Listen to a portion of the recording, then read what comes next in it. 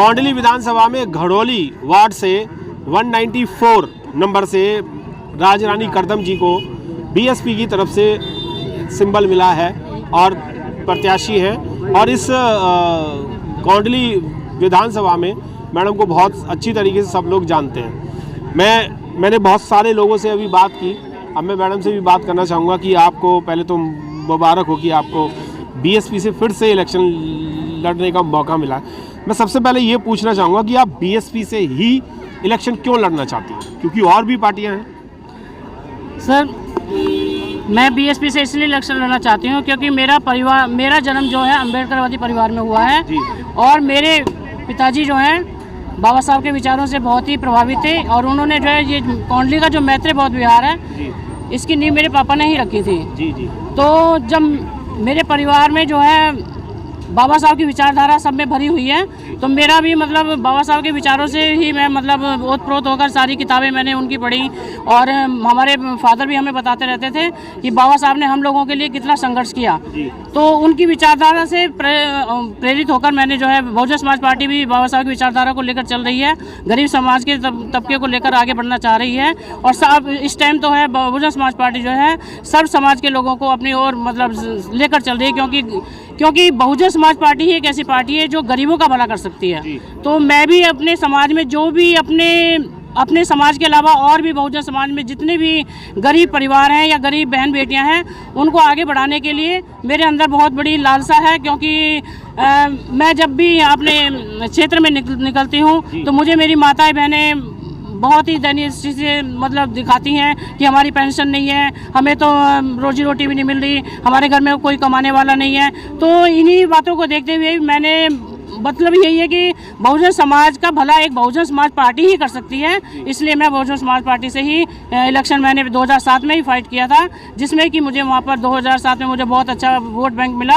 और मैं second number पे रही। उसके बाद मुझे उपचुनाव में भी मौका मिला, लेकिन उपचुनाव में कोई भी मतलब पार्टी का झंडा मैंने उठाया था। मुझे पता था मैं वहाँ से हारूंगी, लेकिन मैंने माननीय बहन जी के मतलब दिशा निर्देशों को मानते हुए पार्टी को जो है नीचा नहीं झुकने दिया और अपनी मतलब मैंने वहाँ पे पार्टी के झंडे को उठाया। चाहे मुझे वोट कितना ही मिला हो, लेकिन पार्टी की मान मर्यादा को बनाए रखने के लिए मैंने पार्टी का झंडा उठाया था। यानी कि आपने भी जिद कर रखी है कि पार्टी का झंडा उठा करके और जीत के ही आना है। जी, इसीलिए माननीय बहन जी ने मुझे अब यहाँ से अपने क्षेत्र से मुझे चुनकर भेजा है कि आपने जब 2 बार वहाँ से दूसरे वार्ड से मैं इतना वोट ले सकती हूँ तो ये तो मेरा अपना वार्ड है, मेरा अपना घर है और यहाँ पे मेरे सभी अपने परिवार के माताएं बहनें बुजुर्ग मेरे सम्मानित पिता तुल्य सभी यहाँ पे बैठे हुए हैं। तो इन सब का मुझे भरपूर प्यार मिल रहा है। मैं कम से कम 1.5 साल से अपने क्षेत्र में घूम रही हूँ और कोई भी घर ऐसा नहीं है, क्योंकि मैंने टीचिंग की है यहाँ पे, मुझे 25-30 साल पढ़ाते हुए हो गए। तो और मेरा टीचिंग का दायरा भी यहीं आसपास का ही रहा है, तो इसलिए मुझे हर घर से पूरा प्यार और समर्थन मिल रहा है। और मेरे पढ़ाए हुए बच्चे अब वोटर बन चुके हैं, तो वो सब जिस घर में भी मैं जाती हूँ सब कहते हैं अरे ये तो हमारी मैडम है, हम तो अपनी मैडम को वोट देंगे, हम दूसरों को क्यों देंगे। जी। तो मुझे मतलब मैंने भी ठान रखी है कि अगर जीतना है तो मुझे बहुजन समाज पार्टी से ही जीतना है और बहुजन समाज पार्टी ही मुझे जिता कर भेजेगी। ये मेरी यहाँ पर मेरी जो भीड़ दिखाई दे रही है बहुजन समाज की, ये सब मुझे जिताकर सदन में भेजने का काम करने के लिए तैयार है। ये लोग तो आपको सदन में भेजने का काम कर रहे हैं, आपने इन लोगों के लिए क्या सोचा है कि अगर आप ये लोग तो कह रहे हैं कि आपकी जीत 100% हो चुकी है और 8,500 वोटों से आपकी गिनती शुरू होगी, यानी 8,500 तो वोट आपके पास आ ही गए हैं और उसके बाद आपकी गिनती शुरू होगी, यानी कि आप जीत चुके हैं। क्षेत्रवासियों को आप अपनी तरफ से क्या देंगे? क्षेत्रवासियों के लिए मैंने अपना एजेंडा बनाया है कि मैं जो भी गरीब परिवार की कोई भी कन्या है जिसका मतलब उनका परिवार सक्षम नहीं है उनकी ब्याह शादी कराने के लिए, उनको मैं निगम से मिलने वाली जो सहायता राशि होती है उनको जितना भी उनके चाहिएगा कि भाई हमें 1 लाख रुपए चाहिए, 2 लाख रुपए चाहिए, उनको पूरा कोशिश करूंगी कि उनको वो पैसा देके उस कन्या का विवाह मैं खुद अपने निगम के फंड से कराऊं, निगम पार्षद के फंड से। दूसरा पॉइंट मेरा है कि जितनी भी मेरी माताएं बहनें यहाँ पे वृद्ध है हो चुकी हैं, उनको मतलब पेंशन नहीं मिल पा रही है और पेंशन उनकी बंधी हुई है लेकिन उनको मतलब मिली नहीं है और कुछ की काट दी गई है।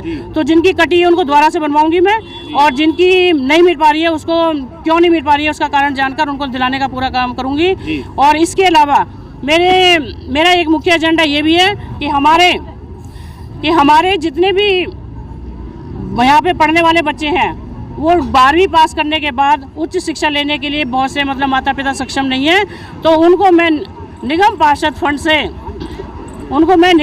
फंड से उच्च शिक्षा दिलाने के लिए चाहे कितना भी पैसा लगे, उन बच्चों को आगे उच्च शिक्षा के लिए पूरा पैसा उनको दिया जाएगा फ्री। जी, यानी कि एजुकेशन फ्री होगी उनकी सबकी। जी। और क्षेत्र के लिए जैसे गली मोहल्लों में नालियाँ वालियाँ हो गई, सीवर हो गए, क्षेत्र के लिए भी मैं देखती हूँ कि जगह जगह कूड़े के ढेर लगे हुए हैं, स्वीपर नहीं आते हैं, स्वीपर अगर आ भी जाते हैं तो वहाँ पर वो कूड़ा निकाल दिया, वो सड़ता रहता है। और मच्छरों का इतना ढेर लगा, मतलब मच्छर जो है रात को इतना परेशान कर देते हैं पूरी जनता को। तो उसके लिए मेरा ये मतलब सभी अपने क्षेत्रवासियों से ये वायदा है कि मैं खुद सफाई का तो ध्यान रखूंगी ही रखूंगी, इसके साथ ही मेरे पति जो है एमसीडी में चीफ हैं इस टाइम, उनके पास 10 वार्ड हैं, और जब वो एक व्यक्ति के कहने पर कहते हैं कि सर हमारा वहाँ पे धुआं करा दीजिए या वहाँ पे फोकल स्प्रे करा दीजिए, जब वो उनकी बात को सुनकर एकदम से करा देते हैं, और जब मैं निगम पार्षद जीत कर जाऊंगी तो डबल ताकत हो जाएगी। तो मेरा कोई भी घर या मोहल्ला ऐसा नहीं होगा जहाँ पे सफाई का ध्यान ना रखा जाए या मच्छरों से उनको बच्चों निजात ना दिला जा सके। अच्छा, मैं एक बात पूछना चाह रहा हूँ, ये सारे कार्य जो है वो आपने कागज पे नोट कर रखे हैं या अपने दिमाग में डाल रखे हैं? नहीं सर, दिमाग में नहीं है, ये लिखित में मैंने मेरा एजेंडा छप चुका है और घर घर में पहुँच चुका है। ऐसा तो नहीं है कहीं ये एजेंडा जो लिखा हुआ है जीतने के बाद आप कहीं भूल जाएं और फिर क्षेत्रवासी जो है वो आपके पीछे भागते ही रहे? बस सर, बहुजन समाज पार्टी कहने में नहीं करने में विश्वास करती है, और ये सब बहन जी ने करके भी दिखाया। यूपी में 4 बहन जी मुख्यमंत्री बनी है, तो बहन जी ने जो कहा वो करके भी दिखाया। तो अब यहाँ दिल्ली में भी माननीय बहन जी के द्वारा दिशा निर्देश के द्वारा जो कार्य यूपी में हुए थे उसी तर्ज पर दिल्ली में भी काम होंगे। तो और मैं अपनी क्षेत्र की जनता को विश्वास दिलाती हूँ कि 5 उंगलियां एक सी नहीं होती हैं। बसपा के यहाँ से आपने और भी पार्षद जिताए हैं, लेकिन उन्होंने काम नहीं किया। आप मुझे एक बार मौका दे रहे हैं कि भाई हम आपको जिताकर मतलब मौका दे रहे हैं, तो मैं उनकी आशाओं पर खरी उतरूंगी। बिल्कुल, अगर आपने इनकी आशाओं पे खरे उतरते हैं ना, तो मेरा वादा ये है कि हर साल यानी हर इलेक्शन में आप ही जीतेंगे। हाँ सर, इसके लिए आपका बहुत बहुत धन्यवाद।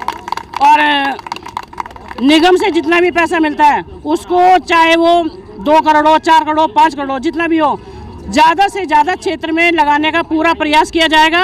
और जहाँ सारी यहाँ से पॉकेट जितने भी LIG फ्लैट्स हैं या C1 C2 के फ्लैट्स हैं या हमारी राजवीर कॉलोनी है, हमारे DD फ्लैट्स हैं, वहाँ की RW के द्वारा वो पैसा खर्च किया जाएगा जी। और जो भी उनकी समस्याएं होंगी उनके द्वारा ही उन समस्याओं का निदान किया जाएगा जी। क्षेत्रवासियों से आप क्या अपील करना चाहेंगे अपने लिए?